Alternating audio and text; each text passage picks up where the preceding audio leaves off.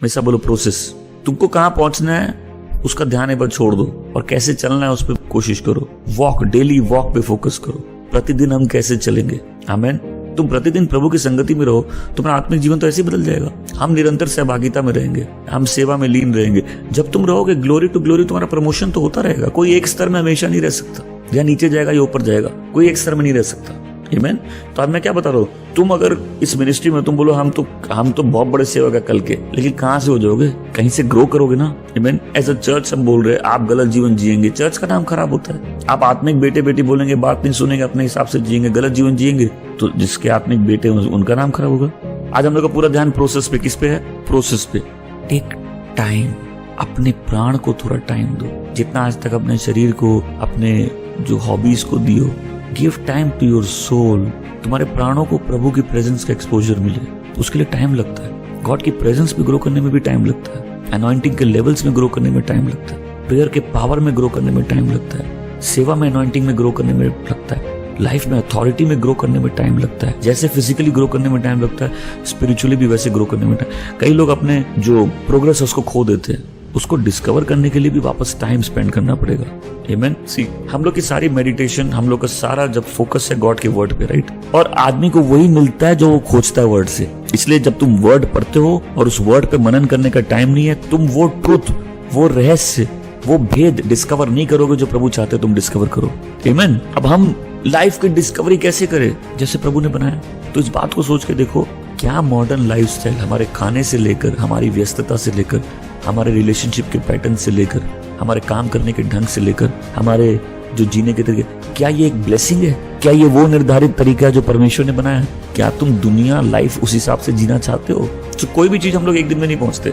आज तुम सुन रहे हो, तुम लिख रहे हो सकता है इस हफ्ते तुम उस बारे में सोचने लगोगे, फिर छोटे छोटे डिसीजंस लेने लगोगे। कई बार कुछ नहीं करना भी आना चाहिए। कुछ लोग है ना पीछे जैसे रॉकेट लगा हुआ है, दिन भर में अगर कुछ नहीं करते उनको लगता है उनका जीवन व्यर्थ है। रेस्ट बोल के कोई चीज नहीं है। तुमको मालूम है, इस मिनिस्ट्री में जितनी चीजें करते हैं, पहले हम आत्मा में प्रेयर करते रहते हैं और मेरा कोई एजेंडा भी नहीं होता। जब हम प्रेयर करते हैं, हम आत्मा में प्रेयर करते रहते हैं, जैसे जैसे आइडियाज आते हैं हम उसको एग्जीक्यूट करते जाते हैं। सो यू नीड, तुमको टाइम चाहिए। तुम उस लाइफस्टाइल को रिजेक्ट कर सकते हो। तुम्हारा सक्सेस दुनिया क्या कर रही है उस पर डिपेंडेंट नहीं है। तुम्हारा सक्सेस परमेश्वर तुम्हारे बारे में क्या बोलेंगे वो उस पर डिपेंडेंट है। आमीन। फिर हम लोग लाइफ को एडजस्ट करेंगे, वैसी चॉइस करेंगे जो मेरे लिए लाभदायक है। आमीन। हर आदमी वही चूज करता है ना जो उसको चाहिए, राइट। हम वो जीने का तरीका चूज करेंगे जो मेरे लिए लाभदायक है। हमको जैसे जीना है, मेरी चॉइस है। हम फालतू लोगों से रिलेशनशिप काटेंगे, हम अच्छे रिलेशनशिप्स की वैल्यू को समझ के हम उनको ऑनर करेंगे। कुछ भी ऐसे ही नहीं होता है। तभी तुम्हारी आत्मिक आंखें खुलेगी। तुम सेंसिटिव होगे स्पिरिचुअल वर्ल्ड को लेके कि सक्सेस और फेलियर लाइफ में ऐसे नहीं होते। तुमने अभी जॉब ज्वाइन किया, ठीक है, उसके बाद तुमने क्लास ज्वाइन की, लोग बोलते हैं मेरा बॉस मेरे पे प्रेशर। ऐसा नहीं है, तुम्हारी गेम सेट हुई है, बोला गया इस पे प्रेशर डालो, एंड देन फिर तुम्हारी चॉइस है देखना है तुम्हारी लाइफ प्रेशर से चलेगी कि प्रायोरिटी से चलेगी। ऐसा बोले मेरी लाइफ प्रायोरिटी से चलेगी, तो कुछ चीजें हमारी लाइफ में इंपॉर्टेंट है, हमको उनको बचा के रखना है। जब हम उन इंपॉर्टेंट चीजों पे फोकस करेंगे, हम देखेंगे कि हमारी लाइफ एकदम उस प्रायोरिटी के अनुसार चल रही है जो हमने सेट की। प्रायोरिटी को सेट करने हमारे बदले कौन सोचेगा उसको? नंबर 1, हम लोग अपने लिए टाइम निकालेंगे। प्रेयर में भी सब समय बोलने का नहीं होता है, क्योंकि अगर तुम बोल रहे हो तुम कुछ सुन नहीं रहे हो, तुम अपने आप से ही बात कर रहे हो। तो हमेशा बोलो ब्लेसिंग्स।